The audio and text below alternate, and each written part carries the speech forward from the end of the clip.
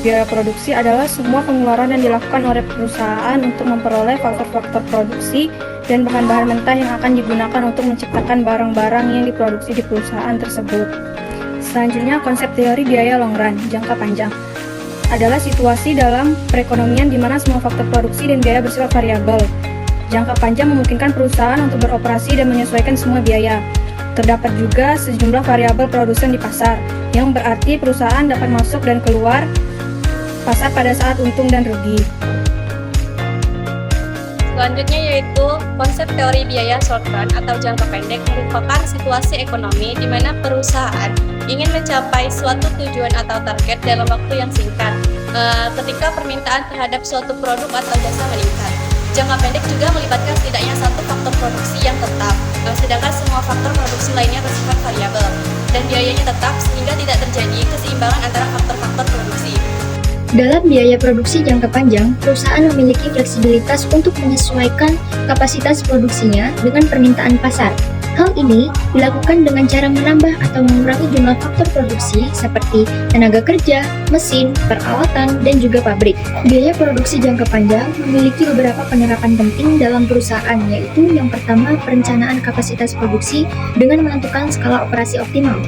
BPJP atau biaya produksi jangka panjang membantu perusahaan menentukan skala operasi yang paling efisien dengan mempertimbangkan biaya total minimum dan skala ekonomis. Yang kedua yaitu ada analisis make or buy. BPJP atau biaya produksi jangka panjang digunakan untuk mengevaluasi apakah perusahaan lebih menguntungkan untuk memproduksi sendiri atau membeli komponen dari pihak luar. Yang terakhir yaitu perencanaan investasi. BPJP atau biaya produksi jangka panjang digunakan untuk memperkirakan biaya yang terkait dengan penambahan atau pengurangan kapasitas produksi.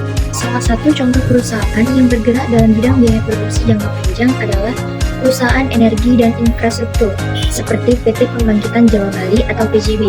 PJB merupakan anak perusahaan dari perusahaan listrik negara atau PLN yang berfokus pada pembangunan, pengelolaan, dan pemantauan jaringan pembangkit listrik dan infrastruktur energi di Jawa dan sekitarnya. Biaya produksi jangka panjang yang dipraktekkan oleh PJB meliputi investasi dalam pembangunan pembangkit listrik baru, pengembangan infrastruktur energi, dan peningkatan efisiensi dalam penggunaan energi. Di sini saya akan menjelaskan tentang biaya jangka pendek. Nah, apa sih sebenarnya biaya jangka pendek ini? Biaya jangka pendek ini adalah biaya yang merujuk pada total biaya perusahaan yang wajib dibayar dalam jangka pendek. Nah, biaya ini dibagi menjadi dua, yaitu biaya variabel dan juga biaya tetap. Nah, kalau misalnya biaya tetap ini adalah biaya yang wajib dibayar sesuai dengan fungsinya, tidak boleh kurang, tidak boleh lebih. Contohnya adalah biaya sewa gedung.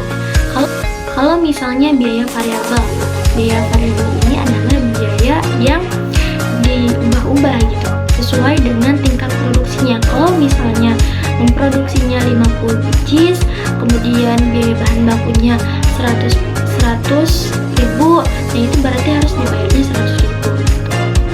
Nah, jadi rumusnya biaya jangka pendek ini adalah TC sama dengan biaya tetap ditambah